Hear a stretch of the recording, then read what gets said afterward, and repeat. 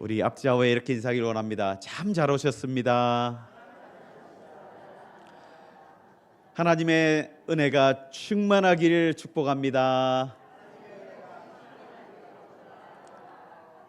네, 감사합니다.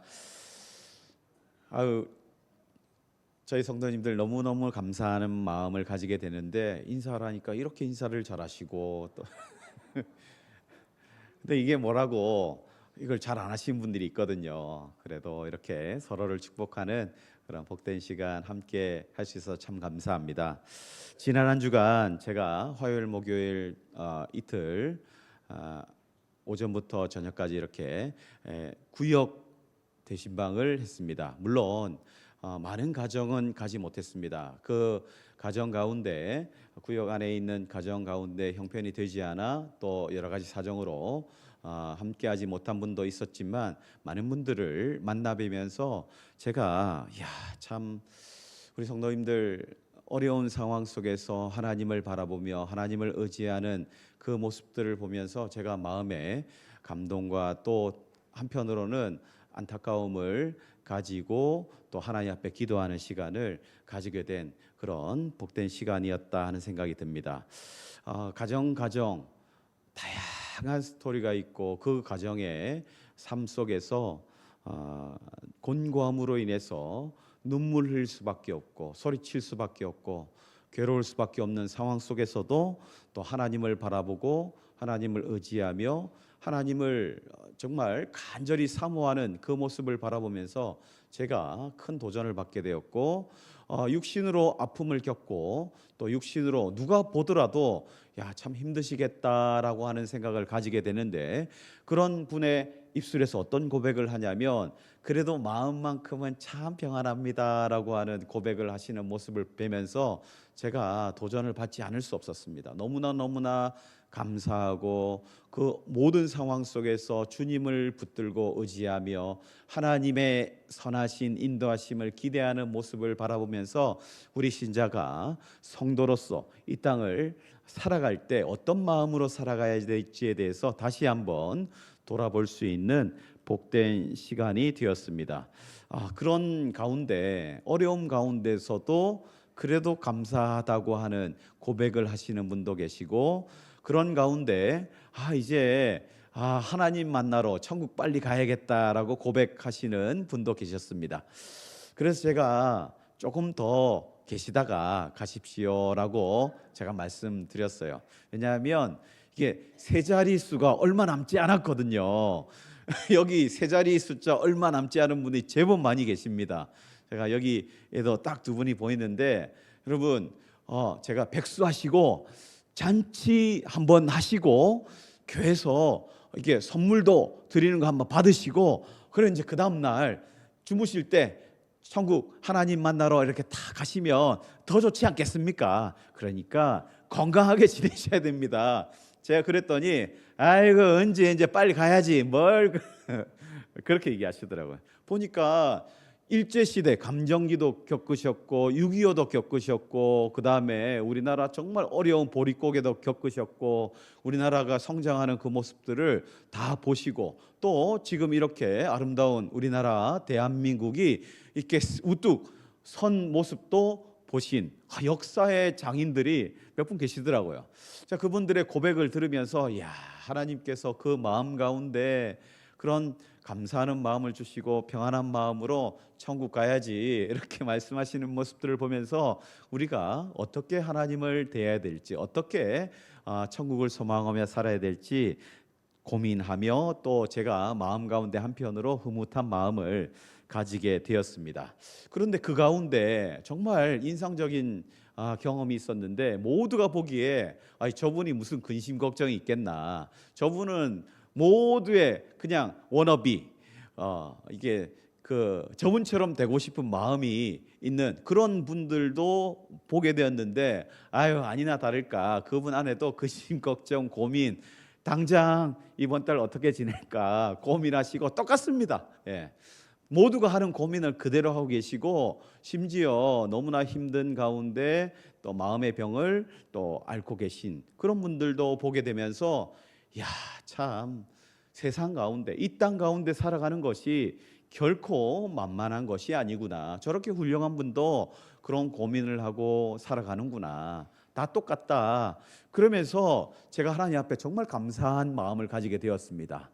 제가 이 땅 가운데, 우리 교회 성도님들 가운데 죄송하지만 제일 행복한 사람이구나, 이런 생각을 하게 되었던 시간입니다. 왜냐하면 제가 뭐 가진 게 있겠습니까? 세상 가치 기준으로 볼 때 뭐 내세울 거 별로 없고 뭐 자랑할 게 없습니다. 그런데 그럼에도 불구하고 저는 예수님 믿고 하나님 의지할 수 있게 되고, 또 말씀을 매일매일 어쩔 수 없이 보게 되는 이런 놀라운 자리에 하나님께서 세워주셨거든요. 아니, 그런데 이 가운데 생활비까지 허락해 주시는 하나님, 이게 얼마나 감사한 겁니까? 평생 이렇게 살 수 있으면 좋겠다고 생각하시는 분도 참 많을 텐데, 저는 교회에서 수고한다고 사례까지 해주시거든요. 이게 얼마나 감사한지 모릅니다. 여러분, 제가 제일 행복한 사람인 것 같다라는 생각을 함과 동시에 아니지 아니지, 걱정 근심이 또 있구나, 참 어쩔 수 없구나 하는 생각을 가지게 됩니다.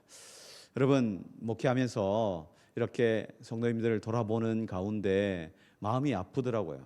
한편으로 감사한 마음도 들고, 여러 감정들이 이렇게 몰아치면서 그 가운데 우리가 앞으로 나아가야 할 곳이 어디인지 더 분명하게 보게 되었고, 또 우리가 하나님의 은혜가 정말 충만한 예배 자리, 이 자리에 한번 나왔는데, 이 자리에 나온 가운데 하나님을 마음으로 정말 가까이 만나고, 정말 하나님의 은혜 가운데 붙들리고 결단하고, 또 각자의 처소로 돌아가서 그 가운데 하나님께서 주시는 능력과 힘을 붙들고 이길 수 있도록, 내가 정말 큰 힘이 되어야 되는데, 그런 생각에 한편으로 큰 부담감도 가지게 되고, 그런 또 하나님 앞에 내가 그래도 하나님, 내가 이 교회 담임 목회자로 세워졌는데 하나님께서 나를 통해서 정말 큰 은혜가 흘러갈 수 있도록 하나님, 우리 교회 가운데, 우리 가운데 큰 위로와 사랑과 긍휼을 허락해 달라고 간구할 수밖에 없는 그런 상황에 처하며 하나님 앞에 기도할 수 있게 돼서 너무나 감사했습니다. 여러분, 여러 상황 가운데, 여러분 여기 뭐 아까 인사할 때는 다 평안해 보이고 또 즐거워 보이고 마음에 근심 걱정이 하나도 없어 보이는데, 그런데 다 따지고 보면 근심 걱정 없으신 분이 한 분도 없더라고. 다 근심 걱정에 내일 당장 어떻게 할까 이런 고민을 하게 되고, 또 그 가운데 눈물을 흘릴 수밖에 없고, 그 가운데 하루하루의 삶이 너무 곤고해서 고통스러울 수밖에 없고 신음할 수밖에 없는 그런 상황인 줄 압니다. 여러분, 그렇지만 그 가운데 하나님의 위로하심을 우리가 기억해야 됩니다. 하나님은 그 가운데 우리를 내버려 두지 않으십니다. 왜냐하면 하나님께서 우리를 건져 주시기 때문입니다. 구원해 주시기 때문입니다. 단순히 우리에게 영원한 생명의 자리로 인도해 주신 그 죄에서 사망의 그늘 가운데 있던 우리를 건져 영원한 생명 가운데 그 자리에 허락해 주신 것뿐만 아니라 일상의 삶 속에 하나님을 부르짖게 하시고 또 십자가의 은혜를 누리게 하시는 하나님, 우리 가운데 필요를 채우시는 하나님을 우리가 만날 수 있기에 우리가 그 기대감을 가지고 하나님의 선하신 인도하심을 사모하며 기대하며 살아갈 수 있게 하시는 그 하나님의 은혜를 우리는 날마다 매 순간 누려야 한다는 사실을 기억할 수 있길 바랍니다. 하나님은 그런 가운데 우리를 인도해 주십니다. 오늘 시편 107편에는 그런 성도들이 겪을 수밖에 없는 그런 고통과 고난을 여러 상황을 통해서 우리에게 알려주고 있습니다. 대표적으로 우리가 읽지 않았는데 여러분 25절 26절 한번 보십시오. 25절 26절, 우리가 처한 상황과 환경이 어떤 상황인지를 아주 비유적으로 시적으로 이런 표현을 하는데요. 우리 25절 26절 같이 한번 읽겠습니다. 시작. 여호와께서 명령하신즉 광풍이 일어나 바다 물결을 일으키는도다. 그들이 하늘로 솟구쳤다가 깊은 곳으로 내려가나니 그 위험 때문에 그들의 영혼이 녹는도다. 시인이 겪는 여러 어려움과 일상 가운데 아픔과 고통과 고난, 이런 이해할 수 없는 여러 상황을 시적인 표현으로 여러 상황을 들어서 설명을 하거든요. 그 가운데 정말 드라마틱한 표현을 씁니다. 광풍이 일어난다고 합니다. 그런 가운데 이 시인이 어디에 있습니까? 바다에 배를 타고 있습니다. 그런데 광풍이 일어서 이 배가 이 너울을 치는 것을 그대로 받으면서 하늘로 솟구쳤다가 깊은 곳으로 내려간다. 오르락 내리락 하늘로 솟았다가 거의 그 시커먼 바닷속으로 여러분 밑으로 내려가는 그 모습을 한번 상상해 보십시오. 여러분 그냥 멀미가 날 정도가 아니라 이거는 너무나 고통스러운 상황 가운데 이 지금 시인이 어떻게 표현을 하냐면 그들의 영혼이 녹는도다라고 말하고 있습니다. 영혼이 녹아내리는 듯한, 이거 뭐 생각할 수 있는 뭐 어떻게 뭐 이런 생각조차도 할 수 없는 그런 상황을 겪고 있는 그런 고난의 상황, 고통스러운 상황을 묘사하고 있습니다. 여러분 이런 상황을 겪지 않습니까? 정말 눈앞에 이제 내 목표가 다 다다랐다. 이제 저 앞에 잠시만 몇 발짝만 더 가면 목표 지점에 이른 것 같은데 여러분 빠꾸하는 겁니다. 나는 앞으로 가는데 내 몸은 점점 뒤로 끌려가는 그런 예기치 못한 상황을 만나기도 합니다. 건강의 문제, 물질의 문제, 또 관계의 문제, 여러 가지 이런 문제들로 인해서 우리가 이런 고통을 겪거든요. 뿐만 아니라 그런 가운데 여러분 오늘 읽었던 본문 가운데 광야길을 걸어가는 이스라엘 백성의 그 모습을 드러내면서 그 상황 속에서 고통스러운 상황을 이렇게 묘사하고 있습니다. 거주할 성읍을 찾지 못하고 줄이고 목이 말라서 그들의 영혼이 그들 안에서 피곤하였다라고 말하고 있습니다. 여러분 광야길을 걷는데 물이 없는 겁니다. 목이 타들어가는 그런 상황 여러분 경험하지 않습니까? 제가 며칠 전에 이런 경험을 했습니다. 이제 제가 체력이 점점 떨어지는 것 같은 느낌이 약간 들어서 뭐 달리 다른 이유에서 체력이 떨어지는 건 아니고 살이 쪄서 그렇습니다. 이게 앉아 있는 시간이 많다 보니까 앉아 있으니까 여러분 머리 많이 써보시면 어떤 증상이 나타나냐면 이게 탄수화물이 엄청 땡깁니다. 이게 머리를 많이 쓰는 학생들 여러분 그러면 밥이 얼마나 맛있는지 모릅니다. 밥맛 없다, 입맛 없다 하시는 분들 땀을 흘리면 밥맛이 왜 없습니까? 군대 다녀오신 청년들 있잖아요. 밥맛이 없을 수가 없습니다.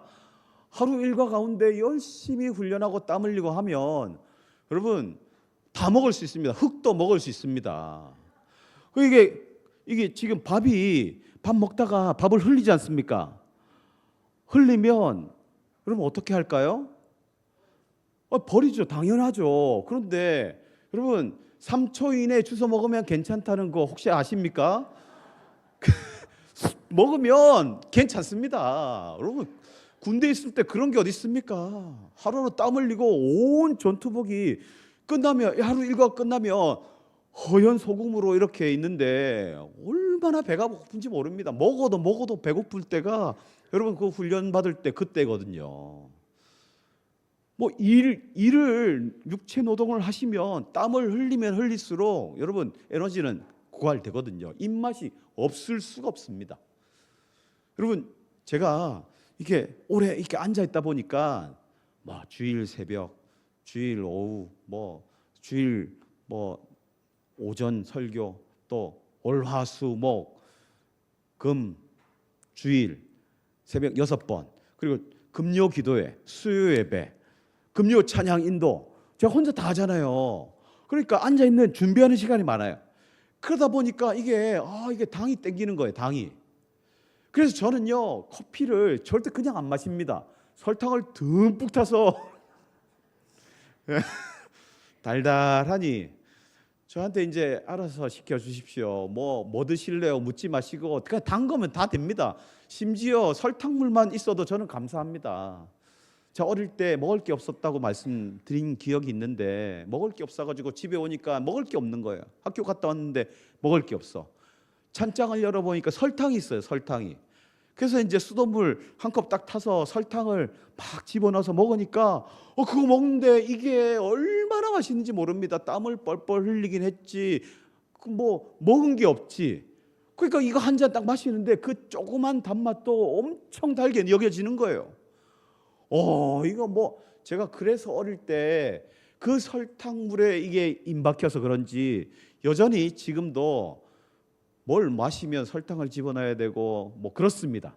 심지어는 뭐 김치찌개에도 맛이 네 맛도 내 맛이 아닌 그런 김치를 만날 때가 있잖아요. 설탕을 넣으면 어지간한 맛은 다 살아나게 돼 있거든요. 저는 그렇습니다. 된장찌개도 저는 혼자 설탕 약간 뿌려가지고 먹으면 어메이징합니다. 어메이징. 이해 안 되실지 모르겠는데 저는 그렇습니다. 저는. 예. 그래서 앉아 있다 보니까 이게 당이 땡기고 특히 떡 이런 거 있지 않습니까? 이런 거 많이 땡기거든요. 있으면 그냥 막 먹고 있는 거예요. 밥을 제가 저녁에는 거의 안 먹습니다. 그러니까 하도 체중 조절이 안 되는 체질이다 보니까 저는 먹는 대로 정직한 몸입니다. 정직한 몸. 먹으면 찌고 먹으면 이렇게 되고 이런 체질이거든요. 그래서 저녁을 잘 안 먹는데 이게 집에 이제 업무를 보고 이제 집에 오잖아요. 그러면 혼자 뭐 하고 있는지 아십니까? 밥을 뭐다 비벼 먹는데 한 그릇 먹었으면 땡 해야 되는데 또 뜨고 있어요. 또 혼자 사실 그 밥통이 있지 않습니까? 전기밥통. 이거 혼자 다 먹을 수 있는 그런 이 밥통이 된 거예요. 이게 그러니 어떻게 되겠습니까? 뭐 찌게 돼 있죠. 찌는 거예요, 막. 그래서 장로님께서 잘 가는 요 앞에 남산에 탁 올라갔습니다. 제가 장로님 다시 존경하는 마음이 더 생기게 됐습니다. 올라가다가 죽을 것 같더라고요. 제가 한 25분 30분 걸리더라고요. 저기 운동기구까지 올라가는데 숨이 차가지고 아니 제가 테니스를 몇 시간 쳐도 절대 이런 숨소리를 내지 않거든요. 다른 운동이더라고요. 하체가 타들어가더라고요. 이게 뭐 런지 30분 계속 하는 것 같은 타들어가는 그런 고통이 올라갔습니다. 올라가니까 와 이게 제가 허장나님 얼굴이 떠오르더라고요. 저 존경스러울 분, 대단한 분, 저분 매일 새벽 끝나가고 저기 올라가시니 야 대단하시다. 여러분 그런 가운데 제가 내려오거든요. 내려올 때 다리가 후달거려 가지고 휘청휘청 얼마나 그래 어려운지 몰랐습니다. 갔다 오니까 1시간 넘게 걸리더라고요. 아니 다른 분들은 장로님은 저한테 저는 20분 만에 올라갑니다 이렇게 하는데 저는 죽었다 깨어나도 20분 만에 안 되더라고요. 그래서 포기하려고 하다가 저녁에 다시 한번 올라갔습니다. 저녁에 불이 켜져 있거든요. 아무도 없어요. 저녁에 아내와 저와 아들 데리고 다 올라갔습니다. 아들은요, 뭐 그냥 올라가네. 내려올 때 다리가 풀려가지고 거의 눈을 감고 내려오더라고요. 여러분 그런 가운데 제가 그런 생각을 하게 되었습니다. 숨이 터질 것 같은 고통, 타들어가는 고통. 왜 우리 가운데 이런 고통을 하나님이 허락하셨을까? 다 이유가 있더라고요. 여러분 오늘 시인이 그 이유를 놀랍게도 알려주고 있습니다. 우리 가운데 이런 하늘로 솟았다가 땅으로 거꾸러지는 것 같은 영혼이 녹아내리는 듯한 그런 상황, 광야길을 가는데 마실 물이 없고 먹을 것이 없어 우리 가운데 속이 타들어가는 그런 상황. 여러분 이런 이유가 우리 가운데 그 원인이 있음을 알려주십니다. 물론 그렇지 않은 경우도 있습니다. 그런데 오늘 우리가 읽었던 본문 그 아래쪽에 여러분 동일한 이야기를 반복해서 쭉 하고 있거든요. 그 가운데 10절 한번 보십시오. 10절, 10절, 11절을 보시면 그 이유가 나오고 있습니다. 10절, 사람이 흑암과 사망의 그늘에 앉으며 곤고와 쇠사슬에 매임은 하나님의 말씀을 거역하며 지존자의 뜻을 멸시함이라 라고 말씀하십니다.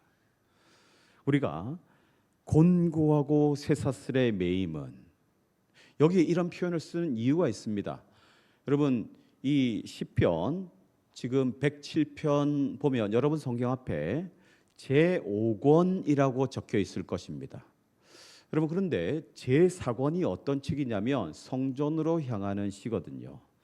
시편 90편부터 시편 106편까지의 내용은 성전으로 향하는 시인의 마음을 고백하는, 하나님을 찬양하는 그런 시입니다. 그런데 여기서 성전으로 향하는 것은 단순히 주일 예배 가듯이 이렇게 올라와서 이렇게 예배 드리는 그 이야기를 하는 게 아니에요. 이스라엘이 바벨론 포로 가운데 잡혀갔다가 다시 하나님의 특별한 은혜로 하나님의 약속을 하나님께서 성취하시면서 때가 되어 그들을 다시 예루살렘 땅으로 부르실 때, 그들이 그 성전으로 향하는 예루살렘 땅으로 돌아갈 때 하나님을 바라보며 찬양하며 하나님께서 우리를 택한 백성으로 세우시고 또 그 가운데 출애굽하게 하시고 또 그 가운데 가나안 땅으로 들어가게 하시고 그 가운데 우리가 하나님 앞에 거역함으로 바벨론 포로로 잡혀가게 되었다는 것을 다 고백하고 있거든요. 이 바벨론 포로 가운데서도 철장에 사로잡힌 그런 묶여 있는 그런 고통스러운 상황, 이 포로 생활을 비유로 표현한 것이에요. 그 가운데 예루살렘 땅으로 인도하신 하나님의 은혜. 그런데 보십시오. 우리가 쇠사슬의 메인 이유가 뭐라고 말하고 있습니까? 11절에 하나님의 말씀을 거역하며 지존자의 뜻을 멸시하였다라고 말하고 있습니다. 여러분, 그리고 17절에 동일하게 그 이유에 대해서 말씀하고 있거든요. 반복해서 설명하고 있습니다. 미련한 자들은 그들의 죄악의 길을 따르고 그들의 악을 범하기 때문에 고난을 받아 그들은 그들의 모든 음식물을 싫어하게 되어 사망의 문에 이르렀도다, 이렇게 말씀하고 있습니다. 음식물들을 취할 수 없을 정도의 고통, 육신의 아픔이 있을 때 그런 고통을 겪습니다. 아무것도 눈에 보이지가 않습니다. 이게 좋아 보이지가 않습니다. 좋은 게 있어도 입맛도 없다, 이렇게 얘기하시는 분들이 가끔 있잖아요. 입맛도 없고 좋은 거 갖다 주는데 먹어도 무슨 맛인지 모르겠고, 이게 육신의 고통. 이 고통을 당하는 이유가 뭐냐면, 여러분, 죄악의 길을 따르면서 하나님 앞에 범죄함으로 인해서 그의 결과로 공의로우신 하나님의 심판으로 인해서 어려움을 겪는 분들이 있거든요. 그 상황을 이야기하면서 그런 고통 가운데 어려움을 겪는 성도들의 모습을 비유로 알려주고 있습니다. 그런 가운데 여러분, 우리가 아까 말씀드린 25절 26절 말씀처럼 광풍이 이는데 그 가운데 하늘로 솟았다 땅으로 꺼졌다 영원히 녹아내리는 그런 고통, 여러분, 이 고통을 누가 허락하셨을까요? 이 광풍을 누가 허락하셨다고 이 시인이 고백하고 있냐면, 여호와 하나님께서 명령하신 즉 광풍이 일어났다고 말씀하고 있는 것입니다. 하나님을 적대시하거나 하나님을 모욕하거나 하나님을 멸시할 때, 하나님의 말씀을 거역할 때 우리가 겪는 삶의 고통, 고난, 곤고한 상황, 고통스러운 상황, 영원히 녹아내리는 것 같은 상황, 이런 상황이 찾아오더라는 것입니다. 여러분, 시인은 물론 이게 다가 아닐 수 있습니다. 이해되지 않는 고통을, 그런 상황을 만날 때가 있습니다. 그런데 우리가 하나님 앞에 잘못할 때, 하나님의 말씀을 거역할 때, 그때 겪는 고통의 대부분이 하나님을 대적할 때, 하나님의 뜻을 거역할 때 일어나는 고통스러운 상황임을 우리가 잊지 말아야 됩니다. 제가 오늘 세 가족 두 분 모시고 함께 믿음에 대해서 이야기를 하는 가운데 이 세 가족분의 자녀분이 같이 따라왔더라고요. 그리고 그 친구가 또 따라왔어요. 친구가 초등학교 4학년짜리 둘이가 앉아 있는 거예요. 그 세 가족반을 이걸 과를 해야 되는데 이거를 어떻게 설명을 해야 될까? 어떻게 둘이는 앉아서 지금 멍하니 힘들 수 있는데 이 아이에 맞춰서 이렇게 저렇게 얘기를 한번 해볼까? 또 이 어르신 95세 되시는 어르신 그리고 이 40대 일반 중년 여성분 이게 어디에 맞춰서 얘기해야 될지를 잘 모르겠더라고요. 일단 최대한 쉽게 어린애들에게 맞추자. 그러면서 제가 야 너희들 때로는 잘못을 저지를 때가 있니 없니 하니까 있대요. 고백을 해요. 그럴 때 엄마에게 얘기했을 때 분명히 혼나는 일인데 엄마가 이거 하지 마 하는데 그런데도 엄마의 말을 거역하고 일을 할 때가 있니 하니까 있대요. 이름은 밝히지 않겠습니다. 저기 두 명 앉아 있잖아요. 저기 둘 다 있대요. 둘 다. 그러면서 하지 말아야 되는데 그게 얼마나 재밌는지 몰라요. 그게 죄가 그렇거든요. 죄가 그렇습니다. 이거 하지 말아야 되는 거 다 압니다. 이거 하면 하나님이 분명 안 돼.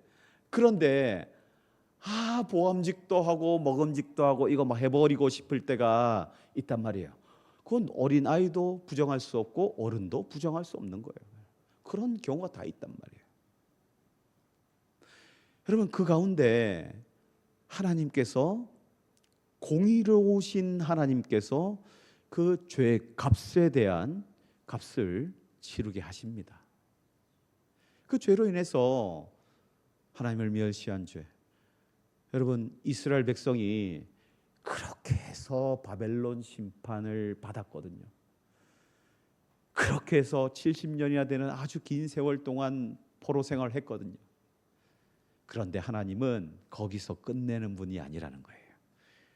하나님의 백성을 결코 영원한 심판 가운데 내버려 두지 않으시고 구원의 길로 인도해 주시는 구원자 하나님 되시는 그 사실을 우리는 감사하고 기뻐해야 한다고 오늘 시인은 우리에게 고백하고 있습니다. 여러분 2절에 이 말씀 같이 한번 읽겠습니다. 하나님이 어떤 분이신지를 생각하고 우리가 함께 고백하겠습니다. 시작. 여호와의 속량을 받은 자들은 이같이 말할지어다. 여호와께서 대적의 손에서 그들을 속량하사.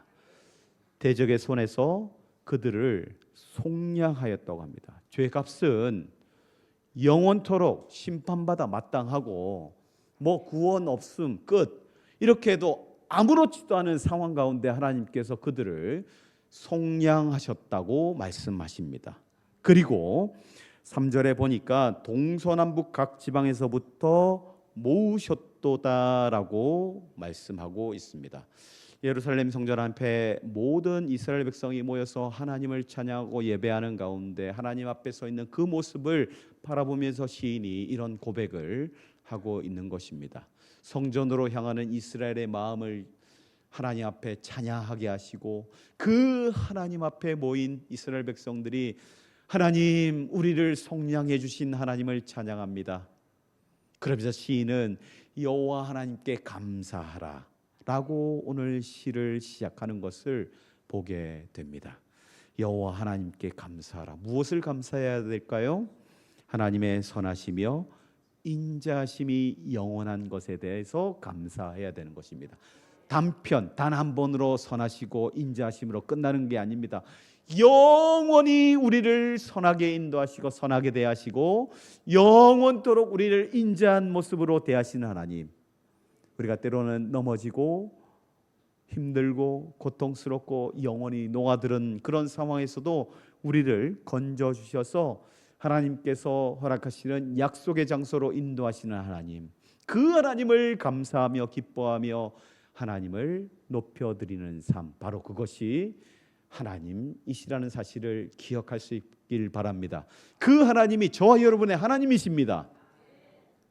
그 하나님을 의지하며 우리는 믿음으로 살아가는 것입니다. 그 하나님의 은혜를 우리는 잊지 말아야 됩니다. 그 하나님의 은혜는 날마다 새롭게 우리에게 전해진다는 사실을 잊지 마셔야 됩니다. 우리가 누구나 실수합니다. 여러분, 실수 아무것도 아닙니다. 옆에 보니까, 비교해 보니까, 아니 나도 죄 지었어. 근데 너도 죄 지은 것 같은데 네가 지은 죄는 더 크잖아. 비교해 보면 죄죠. 근데 죄의 결과는 똑같습니다. 하나님 보시기에 다 뭐 50보 100보 거긴 겁니다. 여러분, 아무것도 아닙니다. 여러분, 그 죄 하나님께서 속량하셨습니다. 예수 그리스도의 십자가를 통해서 다 씻어 주셨습니다. 예수를 믿음으로 내가 하나님 앞에 깨끗이 씻음 받음 되었습니다라는 믿음으로 고백할 때 너 합격, 구원받았다. 그게 하나님의 방법인 것입니다. 왜냐하면 하나님은 선하시고 인자하시고 결코 우리를 포기할 수 없으시기에 여러분, 독생자 예수를 보내주신 것입니다.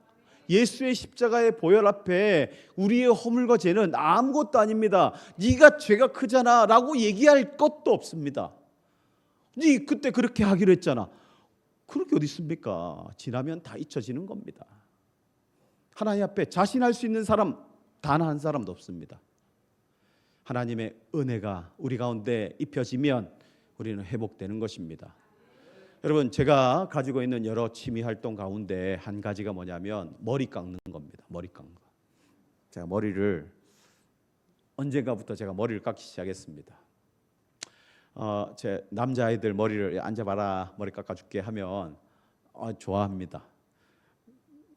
앞에만 보이잖아요. 앞에만. 뒤에는 어떻게 되는지 아무것도 모릅니다. 앞에만 만족시키게 해주면 됩니다. 앞에 원하는 길이가 있거든요. 요새는 참 희한합니다. 이마를 절대 안 보입니다. 이마가 이쁜데 둘 다 이마가 이쁘거든요. 절대 이마가 안 보이게 눈까지 딱 내려달라는 겁니다. 조금 더 내려오면 걸리적거리니까 그건 싫고 그 위에 이 눈썹 수준으로 딱 맞추면 눈썹도 제가 보기에는 괜찮은데 그 절대 보이면 안 된대요. 앞에만 재툭 맞춰주면 뒤에가 어떻게 됐든 아무 상관없습니다. 제가 처음에 유튜브를 보면서 이렇게 머리 깎는 걸 자세히 보았습니다. 그리고 어떻게 하는지, 빗질은 어떻게 하는지, 이 바리깡은 어떻게 하는지 제가 열심히 보았습니다. 그리고 실험을 해봤습니다. 자, 이리 와봐라. 아빠가 머리 깎아줄게. 했죠. 막 깎았어요. 지나가면서 보십시오. 뭐 나쁘지 않습니다. 지금은 여러 번 깎다 보니까 뭐 어느 정도 깎아집니다. 심지어 제 머리도 제가 지금 깎습니다. 지금 이 머리가 제가 깎는 머리입니다. 여러분 믿기지 않겠지만 자세히 보면 안 됩니다. 자세히 보면은 약간 거시기 할 때가 있습니다. 근데 아이들 머리 깎을 때 가만히 있지 않잖아요. 그래서 이 바리깡질 잘못하다가 막 움직이면 어떻게 됩니까? 푹 들어가거든요. 아이고, 티를 내면 안 돼. 티를 사고가 났다는 걸 알리면 안 돼. 자기는 안 보여 뒤에. 안 보이잖아요. 안 보이거든요. 그래 일단 대충 깎아놓고 대충 마무리합니다. 그런데 가끔 제가 초두에, 지금은 거의 그런 경우가 없는데 초두에 처음 할 때 이게 너무 짧게 미니까 이게 구멍이 났는지 안 났는지 구분이 될 때가 있어요. 땜통이 난 거예요. 땜통이. 진짜 미안한 거예요. 근데 말은 못 하겠는 거예요.